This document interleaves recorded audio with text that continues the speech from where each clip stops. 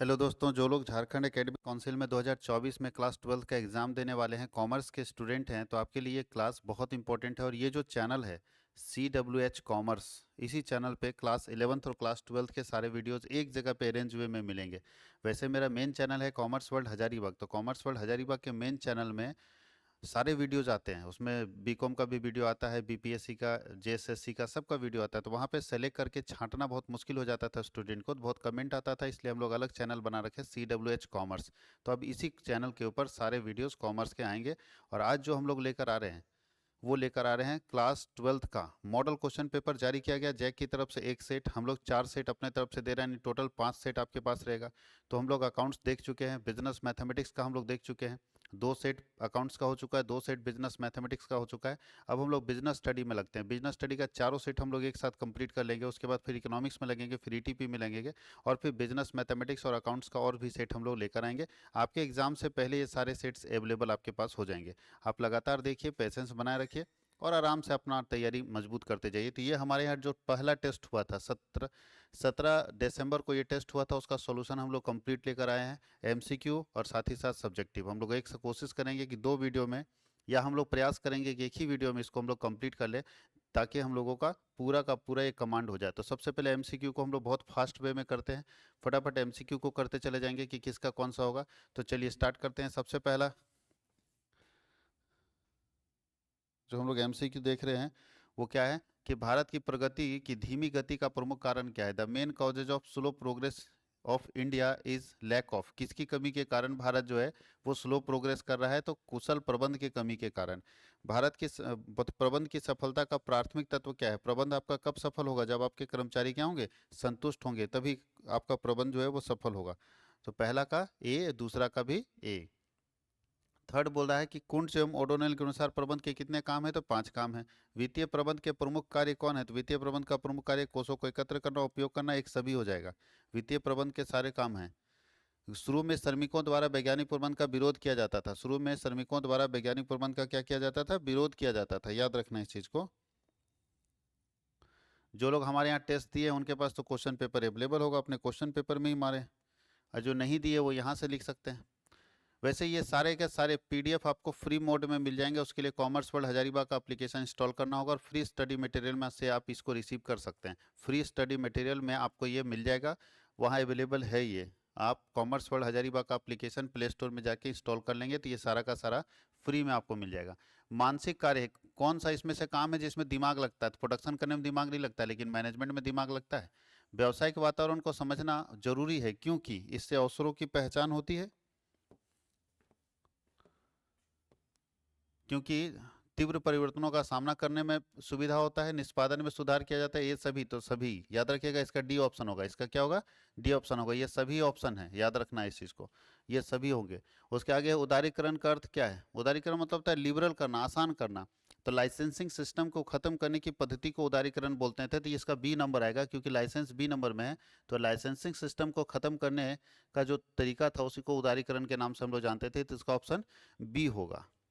नीचे लिखा 9 में निम्नलिखित में से सामाजिक वातावरण का उदाहरण कौन है। इसमें से कौन ऐसा है जिसमें लग रहा है कि समाज को लेकर बात किया गया है। तो समाज को लेकर बात किया गया है किसके अंदर, परिवार रचना के अंदर, फैमिली कंपोजिशन के अंदर। क्योंकि वो कंज्यूमर प्रोटेक्शन एक्ट जो है, कानून जो है, तो कानून तो भैया लीगल इन्वायरमेंट का, कानून जो है वैधानिक वातावरण का प्रकार है, लीगल इन्वायरमेंट का प्रकार है। देश का संविधान भी वैधानिक वातावरण का प्रकार है। और आरबीआई की पॉलिसी आर्थिक इकोनॉमिक इन्वायरमेंट का टाइप है। तो हमारे यहाँ सोशल इन्वायरमेंट का एक ही टाइप है, कंपोजिशन ऑफ फैमिली। नई आर्थिक नीति कब घोषित हुई थी, 1991 में हुआ था। नई आर्थिक नीति कब घोषित हुई थी, 1991 में, 1991 में घोषित हुई, जो लास्ट में है। यदि किसी फर्म ने अपने उत्पाद को केवल नगद बेचने के का निर्णय लेता है, अगर कोई बिजनेस ये डिसीजन लेता है कि हम अपने प्रोडक्ट को केवल कैश में बेचेंगे, नगद में बेचेंगे, तो उसको क्या बोलेंगे, उसको प्रोसेस बोलेंगे, मेथड बोलेंगे, ऑब्जेक्टिव बोलेंगे, या पॉलिसी। तो उसको क्या बोलेंगे, पॉलिसी बोलेंगे। उसकी नीति है कि हम नगद केवल बेचेंगे। हर कब बिजनेस का अपना पॉलिसी होता है, किसी का होता है आज नगद कल उधार, कोई लिख देता है नो क्रेडिट सेल, कोई लिख देता है उधार मांगकर शर्मिंदा ना करे। ये सब उसकी पॉलिसी है, वही उससे वो कॉम्प्रोमाइज नहीं करेगा, वो नगद ही बेचेगा। अंगूठे का नियम यानी पुराना सिस्टम क्या है, तो पुराने सिस्टम को अगर हम उपयोग करके मैनेजमेंट के डिसीजन को इजी बनाते हैं तो उसको हम लोग संक कोस्ट बोलते हैं। क्या बोलते हैं, संक कोस्ट, याद रखिएगा। योजनाओं को अप्लाई करने के लिए किसके बाद योजना को, जब हम प्लान बनाते हैं ना, तो प्लान बनाने के बाद बोलता है किसके बाद आप अपनी योजनाओं को, अपने प्लान को इम्प्लीमेंट करेंगे। तो आप प्लानिंग प्रोसेस अगर पता है आपको, नियोजन की प्रक्रिया पता है, तो किस प्रक्रिया के बाद हम प्लान को इम्प्लीमेंट करते हैं, लागू करते हैं। तो याद रखिएगा, प्लान को लागू करने से पहले हम सेलेक्ट करते हैं बेस्ट अल्टरनेटिव। अगर आपको प्लानिंग प्रोसेस याद है तो देखिएगा, जहां लागू होता है ना, योजना को लागू करना, इम्प्लीमेंटेशन ऑफ प्लान, उसके ऊपर आता है सेलेक्ट या चूज बेस्ट फ्रॉम अल्टरनेटिव्स। बहुत सारे विकल्प होते हैं, उसमें से हमको बेस्ट को चुनना पड़ता है, तब उसको लागू करना पड़ता है। तो देखिए सिलेक्शन यहाँ पे है, सेलेक्टिंग एन अल्टरनेटिव। इसके बाद जब हम किसी, बहुत सारे विकल्प हमारे पास रहते हैं, उसमें से जो बेस्ट विकल्प होता है उसको हम चुन लेते हैं, उसके बाद ही ना प्लान को लागू करते हैं। तो प्लान को लागू करने का सबसे पहला ये होता है, अगर प्लानिंग प्रोसेस याद होगा, सबसे पहले सेटिंग ऑब्जेक्टिव होता है, और सबसे लास्ट में होता है फॉलो अप। सबसे लास्ट में क्या होता है? Follow up. याद रखना, प्रबंध के किस कार्य के अंतर्गत पदों के बीच के संबंध को दिखाया गया। बोलता है कि under what function of management the relationship between the different post या पोजीशन इज एक्सप्लेन्ड। ऐसा कौन सा मैनेजमेंट का काम है जिसके अंदर सारे पोस्ट के रिलेशंस को एक्सप्लेन किया गया। तो इसको ऑर्गेनाइजेशन बोलते हैं। क्या बोलते हैं? ऑर्गेनाइजेशन। ऑर्गेनाइजेशन में पता है कि कौन डायरेक्टर है, कौन मैनेजर है, कौन जूनियर स्टाफ है, कौन सीनियर स्टाफ है। तो ऑर्गेनाइजेशन क्या करता है? सारे लोगों के बीच में, सारे पदों के बीच में रिलेशन बताता है कि इस पोस्ट का क्या राइट एंड ड्यूटी है, इस पोस्ट का क्या राइट एंड ड्यूटी है। तो सारे राइट एंड ड्यूटी को कौन बताता है? वो बताता है ऑर्गेनाइजेशन। कौन सा संगठन ढांचा जानबूझ के तैयार किया जाता है? Which organisation structure is established intensely. वो जानबूझ के तैयार किए जाने वाले ऑर्गेनाइजेशन स्ट्रक्चर को बोलते हैं इनफॉर्मल ऑर्गेनाइजेशन स्ट्रक्चर, अनौपचारिक ढांचा। कौन सा स्ट्रक्चर बोलते हैं? अनौपचारिक ढांचा। ऐसा ढांचा है, ऐसा स्ट्रक्चर है जिसे जानबूझ के तैयार किया जाता है। कौन सी संगठन संरचना नियम और प्रक्रिया के आधार पर आधारित होती है? यानी which organisation structure is based on rules and process. कौन सा ऐसा संगठन ढांचा है जो नियम के आधार पर बनता है? तो वो संगठन ढांचा है औपचारिक। फॉर्मल ऑर्गेनाइजेशन ऐसा ऑर्गेनाइजेशन स्ट्रक्चर है जो नियम के आधार पर बनता है। फॉर्मल ऑर्गेनाइजेशन स्ट्रक्चर ऐसा स्ट्रक्चर है जो नियम के आधार पर तैयार किया जाता है। कर्मचारियों के प्रशिक्षण क्या है? तो कर्मचारियों के लिए प्रशिक्षण आवश्यक है। अनिवार्य तो नहीं कर सकते हैं क्योंकि कोई कंपनी कराता है, कोई नहीं कराता, बट आवश्यक है। अगर नहीं कराएंगे तो दिक्कत होगा। कर्मचारियों के विकास में क्या सम्मिलित है? तो प्रमोशन से भी उसका बोलता है development of employ involves. Unemploy के डेवलपमेंट में क्या क्या इन्वॉल्व है? प्रमोशन है, ट्रांसफर है, ट्रेनिंग है। तो ऑल ऑफ दीज हो जाएगा। ऑल ऑफ दीज, तीनों का तीनों इन्वॉल्व है किसी एम्प्लॉय के डेवलपमेंट के लिए।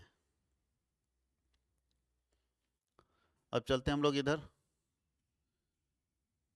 19। बोलता है ऑब्जेक्टिव ऑफ डेवलपमेंट इज, जो किसी एम्प्लॉय को हम विकास करते हैं उसका उद्देश्य क्या है? तो हम किसी एम्प्लॉय को इसलिए डेवलप करते हैं ताकि इंक्रीज इन नॉलेज, उसका ज्ञान बढ़े, बेटर परफॉर्मेंस, वो अच्छा परफॉर्म करे, अपॉर्चुनिटी ऑफ प्रमोशन, वो आगे बढ़ने का मौका उसको मिले। इसलिए ऑल ऑफ दीज होगा। तो इसलिए हम एक वर्कर को ट्रेंड करते हैं, एक वर्कर को डेवलप करते हैं कि ये तीनों मौका उसको मिल सके। बोलता है इफेक्टिव कम्युनिकेशन में एक बैरियर क्या है? तो भाई लैंग्वेज भी बैरियर है, डिस्टेंस भी बैरियर है, इंडिविजुअल डिफरेंसेस भी बैरियर है। तो बोलता है कम्युनिकेशन के बैरियर ये तीनों हैं। भाषा के कारण भी सामने वाले को मेरी बात नहीं समझ आएगी, दूरी के कारण भी सामने वाले को मेरी बात नहीं समझ आएगी, बहुत दूर बैठा, हम सुनाई नहीं दे रहा मेरी बात, तो कम्युनिकेशन गैप होगा। और इंडिविजुअल डिफरेंसेस, हर व्यक्ति का सोच अलग अलग होता है, हमारा बोलने का तरीका अलग है, सामने वाले के बोलने का तरीका अलग है। तो इंडिविजुअल डिफरेंसेस के कारण जो है कम्युनिकेशन गैप होता है। संदेशवाहन कितने प्रकार के होते हैं? तो लिखित होता है, मौखिक होता है, औपचारिक होता है। तो ऑल ऑफ दीज, कम्युनिकेशन जो है वो ऑल ऑफ दीज सारे प्रकार के होते हैं। लिखित भी होता है, मौखिक भी होता है, औपचारिक भी होता है। निर्देशन, डायरेक्शन की कहाँ पे होता है? तो डायरेक्शन कौन देता है? तो डायरेक्शन हमेशा ऊपर वाला देता है। तो डायरेक्शन किस जगह पे होता है? टॉप लेवल से होता है, मिडिल लेवल से होता है, लोअर लेवल से होता है, या ऑल? तो याद रखिएगा डायरेक्शन रिलेटेड है हर लेवल से, हर लेवल में डायरेक्शन दिया जाता है। टॉप लेवल अपने मिडिल लेवल को देता है, मिडिल लोअर को देता है, लोअर जो है वो जूनियर को देता है, वर्कर को देता है। तो हर लेवल में आपको डायरेक्शन मिलेगा देखने को। कंट्रोलिंग बोलता है कि प्रबंधकीय नियंत्रण किया जाता है। मैनेजमेंट कंट्रोल इज डन, कहाँ पे मैनेजमेंट कंट्रोल किया जाता है? टॉप लेवल में, मिडिल लेवल में, या लोअर लेवल में, या सभी में? तो कंट्रोलिंग सभी लेवल में किया जाता है। सारे लेवल ऑफ मैनेजमेंट में कंट्रोलिंग आपको मिलेगा। तो इसका भी डी हो जाएगा, 23 नंबर का डी। 24 लिखा है कि control is the function of management. Controlling जो है मैनेजमेंट का कौन सा फंक्शन है? फर्स्ट फंक्शन है, तीसरा फंक्शन है, दूसरा फंक्शन है, या लास्ट फंक्शन है?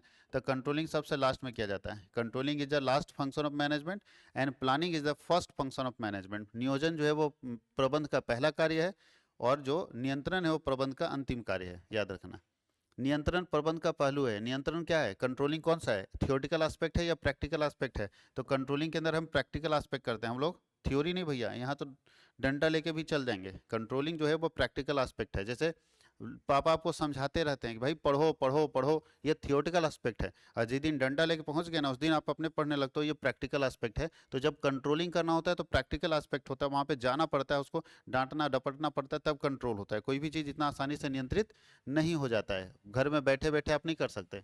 वित्तीय प्रबंधक संबंधित निर्णय लेते हैं। जो फाइनेंशियल मैनेजर है वो किससे रिलेटेड डिसीजन लेता है? फाइनेंशियल मैनेजर किससे रिलेटेड डिसीजन लेता है?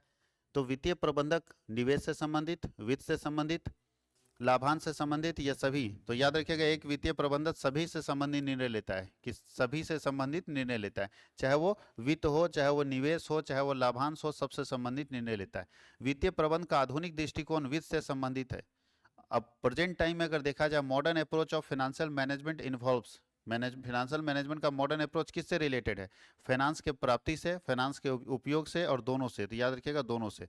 आज के समय में फाइनेंशियल मैनेजमेंट के अंदर हम पैसे को कहाँ से लाएंगे और उसको कहाँ लगाएंगे, दोनों से रिलेटेड है। वो दोनों बातें इसके अंदर शामिल किया जाती है कि हम पैसे को लाएंगे कहाँ और उसको लगाएंगे कहाँ। लघु अवधि के वित्त की आवश्यकता होती है, कम समय के लिए पैसे की आवश्यकता कहाँ होती है? बोलता है short term funds are required to meet. कम समय के लिए शॉर्ट टर्म फंड किसके लिए चाहिए? तो शॉर्ट टर्म फंड चाहिए ऑपरेशन के लिए, बिजनेस को चलाने के लिए। बताइए, आपको आपको जिसको बोलते हैं वर्किंग कैपिटल क्यों चाहिए? तो वर्किंग कैपिटल बिजनेस को चलाने के लिए भी चाहिए और अवसर की प्राप्ति के लिए, दोनों के लिए चाहिए। तो अवसर की प्राप्ति और चलाने के लिए चाहिए, इसका ऑप्शन बोथ हो जाएगा, दोनों। ये दोनों नहीं होगा, दोनों। बिजनेस को चलाने के लिए भी हमको शॉर्ट टर्म पैसा चाहिए, यानी कि वर्किंग कैपिटल चाहिए, और अगर कोई मौका मिल रहा है अचानक तो उसका फायदा उठाने के लिए भी हमको वर्किंग कैपिटल चाहिए। तो वर्किंग कैपिटल आपको दोनों के लिए चाहिए, बिजनेस को चलाने के लिए भी और अवसर को की प्राप्ति के लिए भी। नए शेयर कौन से मार्केट में बेचे जाते हैं? तो नया शेयर बेचा जाता है प्राइमरी मार्केट में। नया शेयर कहाँ बेचा जाता है? प्राइमरी मार्केट में। और पुराना शेयर कहाँ बेचा जाता है? सेकेंडरी मार्केट में। कोई दिक्कत है? और जो स्टॉक मार्केट है उसको ऑर्गेनाइज्ड मार्केट बोलते हैं, और जो मनी मार्केट है उसको अनऑर्गेनाइज्ड मार्केट बोलते हैं।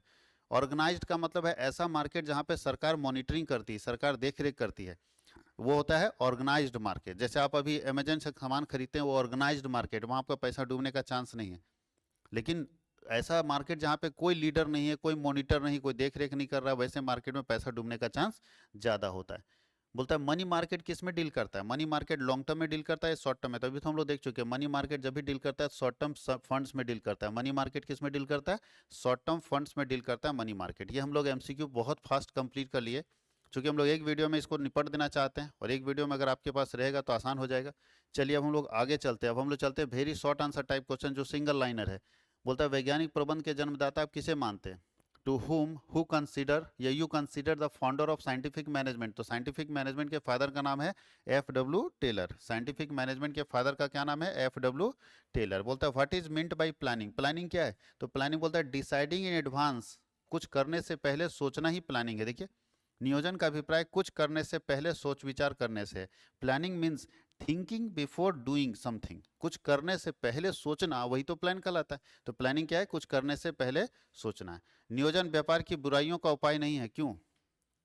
बोलता है कि planning is not the remedy of all business evils. जितनी समस्याएं बिजनेस का है, वो सब का बुराई का जो है उपाय नियोजन नहीं है। खाली प्लान कर दीजिएगा सारा डिमेरिट खत्म हो जाएगा, ऐसा नहीं है। मतलब नियोजन भविष्य की अनिश्चितताओं का सामना करने के योग्य बनाता है, लेकिन ये नहीं कि सारी बुराई को ठीक कर देगा।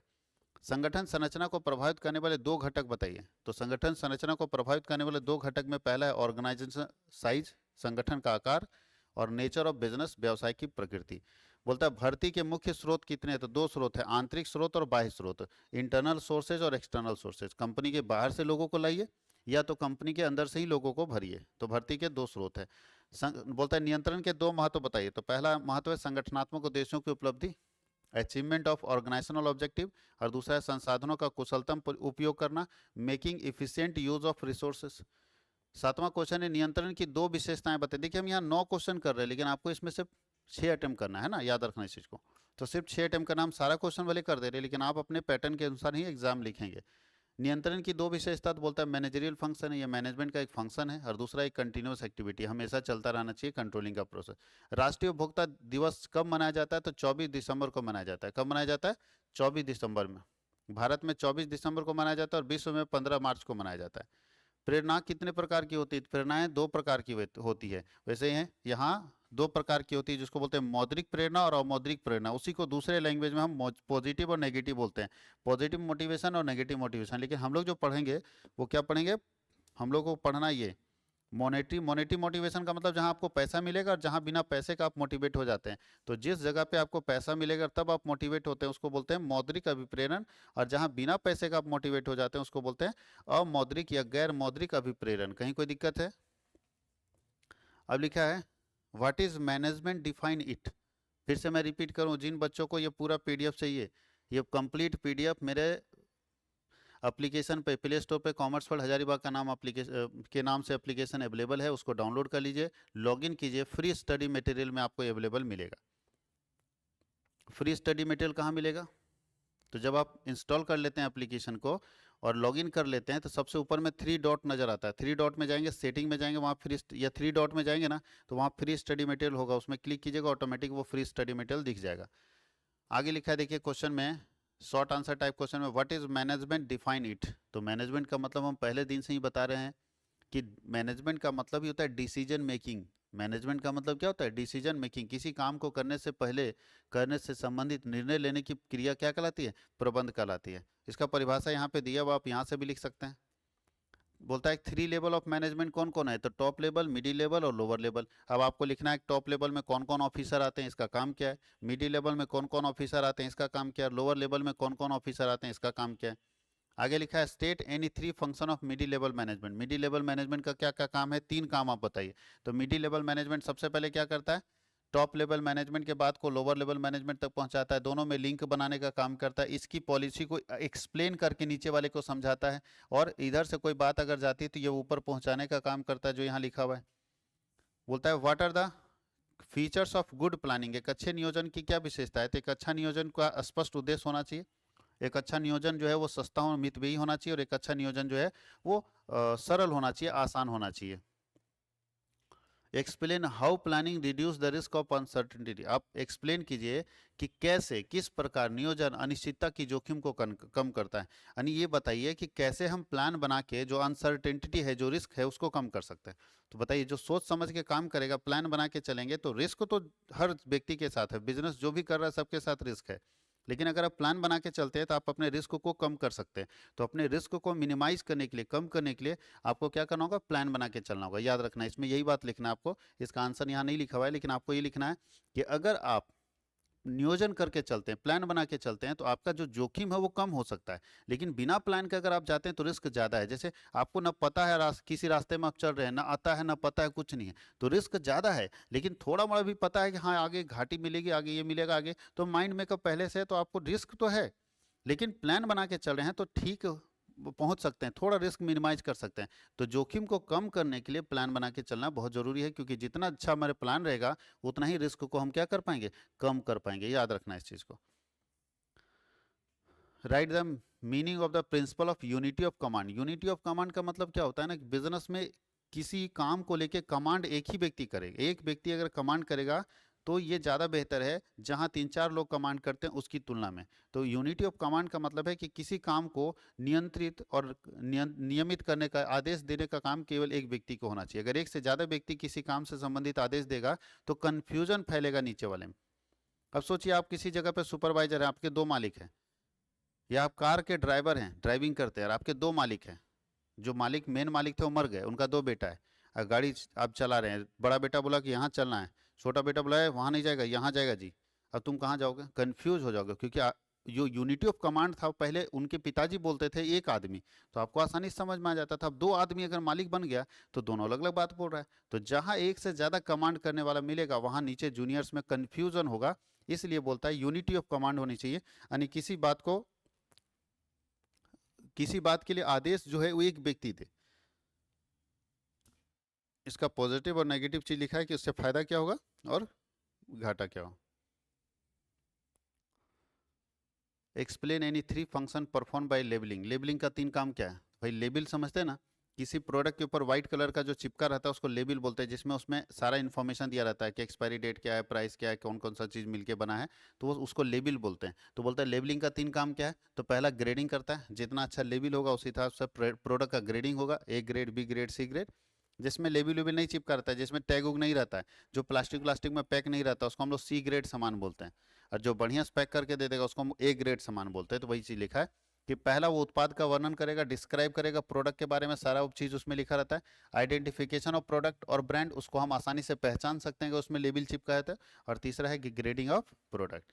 आगे what are the advantages of budgetary control, budgetary control का क्या फायदा है।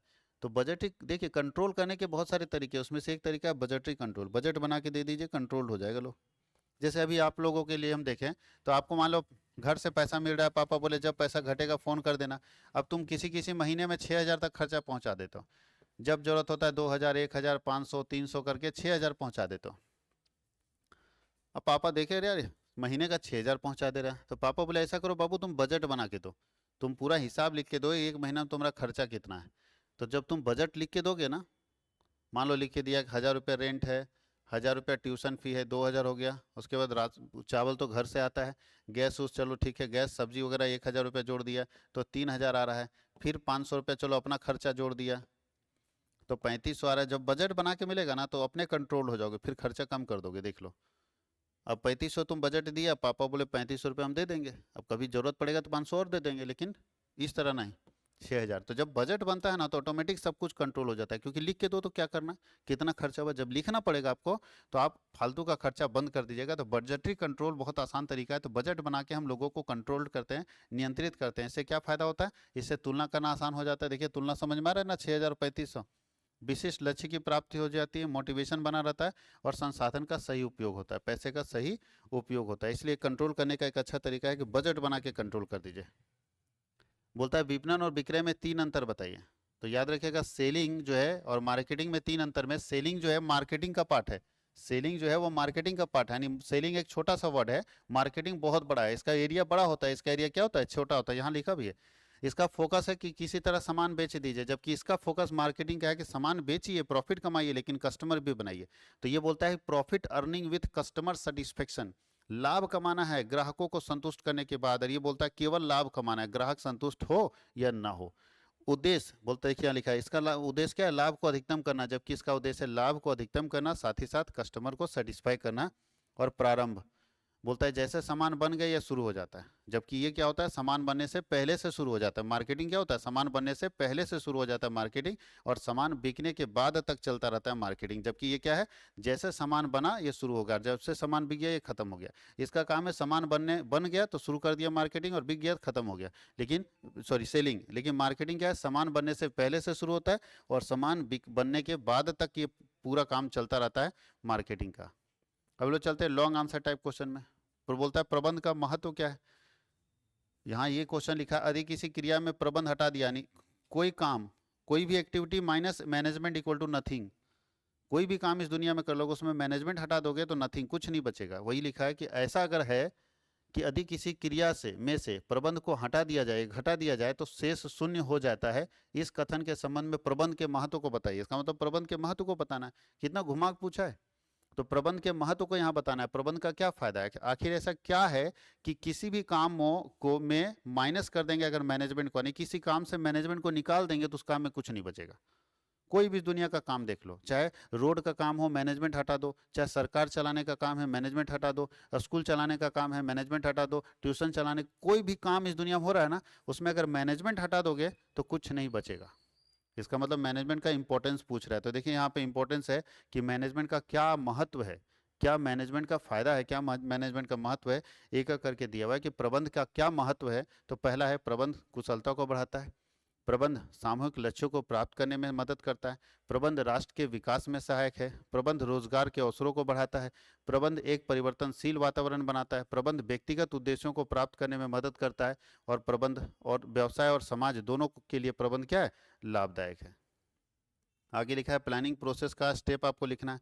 सबसे पहले प्लानिंग प्रोसेस में क्या करते हैं, determination of goal and objective, उद्देश्य तय करते हैं। दूसरा क्या करते हैं, डेवलपिंग प्रेमिसेस, याद रखिएगा इसको, सिस्टमेटिक।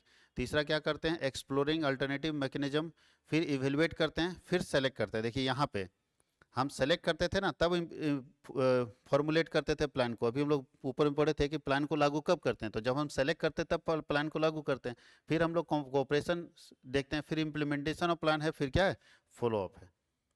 आगे लिखा है डिस्क्राइब द बिजनेस इन्वायरमेंट, व्यवसायिक वातावरण को क्या से आप क्या समझते हैं और इसका महत्व बताइए, इंपॉर्टेंस बताइए। तो बिजनेस इन्वायरमेंट का इंपॉर्टेंस है पहला कि पहली पहल करने का लाभ होता है, फर्स्ट मूवर एडवांटेज होता है। जो इन्वायरमेंट को समझता है ना, बिजनेस इन्वायरमेंट, जैसे कोरोना आया, एक इन्वायरमेंट है बिजनेस का, हम लोग सब रोते रह गए कि हम लोग बर्बाद हो गए बर्बाद हो गए, और उसी बीच में कोई व्यक्ति उस चीज़ को समझ पाया और डिजिटल प्योर होकर उसमें छा गया। तो ये बहुत इंपॉर्टेंट है कि आप कब वातावरण को समझ पाते हैं। वातावरण इस दुनिया में सबको मौका देता है, मुसीबत में मौका निकालो, जो मुसीबत है ना, समस्या है ना, उसमें मौका निकालो। और वही वो इन्वायरमेंट कहता है, जो इन्वायरमेंट को रीड कर पाता है, जो वातावरण को समझ पाता है वो कमा लेता है, और जो वातावरण को नहीं समझ पाता वो नहीं कमा पाता है। तो जो मुसीबत है आज के समय में, उसमें मौका आप निकाल के और काम कर लो, यही इन्वायरमेंट का देन है और यही बिजनेसमैन आगे बढ़ाता है। तो इसका महत्व क्या है वो आपके सामने यहाँ दिखा हुआ है, इसको आप आराम से पढ़ सकते हैं, कोई दिक्कत नहीं है। बोलता है discuss the limitation of planning, planning की सीमाओं को लिखिए, प्लानिंग के लिमिटेशंस को लिखिए। तो प्लानिंग में भी बहुत सारी कमियां हैं, जैसे पहला गलत पूर्वानुमान, अगर गलत प्लान बन गया तो बर्बादे हो जाओगे। नियोजन में बहुत समय लगता है, प्लान बनाने में टाइम लगता है, ये भी इसका डिमेरिट है। नियोजन में भारी लागत, प्लानिंग में ज़्यादा कॉस्ट लगता है, ये भी इसका डिमेरिट है। नियोजन में कठोरता होता है, प्लान रिजिड होता है, उसको चेंज नहीं कर सकते, ये भी इसका डिमेरिट है। और बाहरी वातावरण से प्रभावित होता है, प्लान जो होता है वो एक्सटर्नल इन्वायरमेंट से अफेक्टेड होता है। और नियोजन सफलता की गारंटी नहीं, इस बात की गारंटी नहीं कि आप प्लान बना दिए तो सक्सेस ही होंगे। दोनों क्रिकेट टीम प्लाने बना के उतरता है, एक जीतता है एक हार जाता है। तो प्लान बनाना आपकी सफलता की गारंटी नहीं है, सक्सेस की गारंटी नहीं कि आपने प्लान बना दिया तो आप सक्सेस ही हो जाओगे, इसकी गारंटी नहीं है। आगे लिखा है व्हाट इज डिसेंट्रलाइजेशन, डिसेंट्रलाइजेशन क्या है और इसका इंपॉर्टेंस क्या है। डिसेंट्रलाइजेशन का मतलब क्या होता है, विकेंद्रीकरण का मतलब क्या होता है। विकेंद्रीकरण का मतलब होता है पावर को अपने जूनियर्स के बीच में बांट देना। दो तरीके से आप देश चला सकते हैं, जैसे आज सरकार, अगर प्रधानमंत्री पीएम मोदी जी हैं तो वो दो तरीके से देश चला सकते हैं। बोलते हैं सब काम हम संभालेंगे अकेले, कोई मंत्री उंत्री नहीं, सब हम, कोयला हम ही, रेलवे हम, सब हम ही संभालेंगे। तो अगर एक व्यक्ति सब कुछ संभालता है तो उसको बोलते हैं केंद्रीकरण। उसको क्या बोलते हैं, केंद्रीकरण। यहाँ देखो, यहाँ वाला ये केंद्रीकरण बोलते हैं। जो पहले होता था जिसको बोलते हैं सेंट्रलाइजेशन, एक व्यक्ति, पहले ऐसा होता था कि बिजनेस में सबको एक, सब कुछ एक ही व्यक्ति चलाता था, उसको बोलते थे सेंट्रलाइजेशन, केंद्रीकरण। केंद्र में एक व्यक्ति बैठा है और वही सब चलाएगा। लेकिन अब के जमाने में केंद्रीकरण का कॉन्सेप्ट खत्म हो गया। आप सोचिएगा सब हम चलाएंगे, नहीं, अब आपको डिसेंट्रलाइजेशन करना होगा। विकेंद्रीकरण मतलब आप ऊपर बैठे रहिए और अपना जूनियर में नीचे 4 को स्टाफ रख लीजिए, और ये चारों बंदे को काम सौंप दीजिए, आप खाली मॉनिटर कीजिए, काम ये लोग करेगा। आज के समय में ये हो गया विकेंद्रीकरण। आपको डिसीजन लेने का पावर जो है वो अपने जूनियर को ट्रांसफर करना होगा। फिर से रिपीट करते हैं, बोलता है transfer of decision making powers to senior to junior is known as decentralization. जहां हम निर्णय लेने की क्रिया, निर्णय लेने की ताकत, निर्णय लेने की शक्ति अपने जूनियर को, अपने अधीनस्थों को सौंप देते हैं, तो ऐसी प्रक्रिया को हम लोग बोलते हैं विकेंद्रीकरण। यानी विकेंद्रीकरण ऐसी प्रक्रिया है जहां पे निर्णय लेने की शक्ति जूनियर्स के पास चली जाती है, नीचे वाले लोग निर्णय ले सकते हैं, ऐसी प्रक्रिया को बोलते हैं डिसेंट्रलाइजेशन। और आज हर इंडस्ट्री में डिसेंट्रलाइजेशन है। अब झाड़ू कैसे खरीदेगा वो प्रिंसिपल तय नहीं करेगा ना, वो तो चपरासी तय करेगा। ये एक प्रक्रिया डिसेंट्रलाइजेशन है। लेकिन अगर झाड़ू खरीदने का कैसा खरीदा जाएगा, कौन खरीदेगा, सब तय प्रिंसिपल करेगा, तो उसको बोलते थे सेंट्रलाइजेशन, जो पहले होता था। अब क्या हुआ है कि प्रिंसिपल अपना वर्कलोड कम कर दिया, भैया तुम समझो कैसे खरीदना, हम पैसा दे देते हैं। तो ऐसी स्थिति में हर व्यक्ति, हर सीनियर अपने जूनियर को पावर दे दिया है कुछ कुछ कि सब काम से रिलेटेड तुम डिसीजन तुम खुद ले लो, हमसे ये सब मत पूछना। तो ऐसी प्रक्रिया को बोलते हैं विकेंद्रीकरण, डिसेंट्रलाइजेशन। यानी डिसेंट्रलाइजेशन एक ऐसा प्रोसेस है जिसमें निर्णय लेने की शक्ति अपने जूनियर को दे दी जाती है और वो डिसीजन लेता है। और आज भारत के हर इंडस्ट्री में, दुनिया की हर इंडस्ट्री में केवल डिसेंट्रलाइजेशन है। आज प्रधानमंत्री मोदी खुद नहीं चला रहे, रेलवे चलाने के लिए अलग मंत्री बना रखे हैं, बोलते तुम समझो कैसे रेलवे चलाना। कोयला का अलग मंत्री बना रखे, एजुकेशन का अलग मंत्री बना रखे, अगर प्लेन चलाना है तो अलग मंत्री बना रखे, पोस्टल डिपार्टमेंट अलग मंत्री बना, टूरिज्म अलग मंत्री बना रखे, विदेश मंत्री अलग है, रक्षा मंत्री अलग है, गृह राज्य मंत्री अलग है, सब अलग अलग बांट रखे। इससे क्या होता है, उनके ऊपर लोड कम होता है। तो जब आप अपना वर्क लोड कम करना चाहते हैं तो अपने कामों को बांटना पड़ेगा, और अपने कामों को अगर आप अपने जूनियर में बांटते हैं तो इसी काम को हम लोग बोलते हैं डिसेंट्रलाइजेशन, विकेंद्रीकरण। तो ये पूरा सेट एक कंप्लीट हो गया फर्स्ट टेस्ट का। सेकेंड टेस्ट में आपका एमसीक्यू जा चुका है, सेकेंड टेस्ट का एमसीक्यू जा चुका है यूट्यूब के ऊपर मेन चैनल में, कॉमर्स वर्ल्ड हजारीबाग वाले चैनल में डाला हुआ है। लेकिन उसके बाद थर्ड सेट हम लोग आज ही लेकर आएंगे, आज शाम तक थर्ड सेट आपको मिल जाएगा, या कल मिलेगा आपको थर्ड सेट, फिर फोर्थ सेट, 4 सेट इसका कर लेंगे, 4 set economics, 4 set BST, 4 set अगर हम लोग अकाउंट्स का कर लेते हो और ईटीपी का कर लेते हो तो अच्छा खासा हमारा कमांड हो जाएगा, और 4-4 5-5 सेट हम लोग कर लेंगे इसको। Thank you.